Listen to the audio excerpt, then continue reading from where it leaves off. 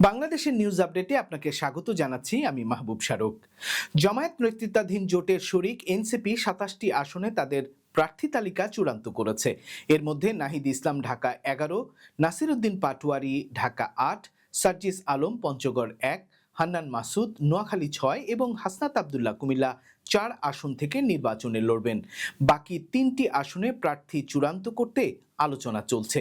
জামায়াতের সাথে জোটে এনসিপি মোট ৩০টি আসন পেয়েছে।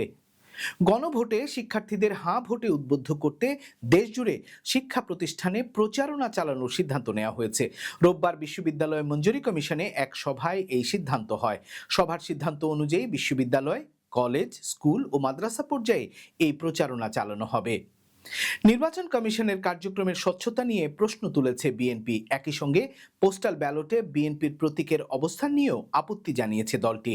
প্রধান নির্বাচন কমিশনারের সাথে বৈঠকের পর এক সংবাদ সম্মেলনে এসব বিষয় তুলে ধরেন বিএনপি মহাসচিব মির্জা ফখরুল ইসলাম আলমগীর। মাদারীপুরে বাস ও অটোরিকশার মুখোমুখি সংঘর্ষে ৬ জন নিহত হয়েছে। দুর্ঘটনার পর যাত্রীবাহী বাসটি নিয়ন্ত্রণ হারিয়ে খাদে পড়ে যায়। এতে বাসের ১০ জন যাত্রীও গুরুতর আহত হয়। রোববার সন্ধ্যায় ঢাকা বরিশাল মহাসড়কের মিলগেট এলাকায় এই দুর্ঘটনা ঘটে। ২০২৪ সালের জুলাইয়ে দেশের বিভিন্ন থানা থেকে লুট হওয়া অনেক অস্ত্র হয়তো খালে বিলে ফেলে দেয়া হয়েছে। এ কারণেই সেগুলো উদ্ধার করা সম্ভব হচ্ছে না।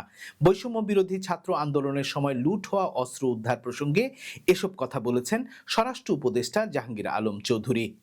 বাংলাদেশের নিউজ আপডেট এ পর্যন্তই। আল্লাহ হাফেজ।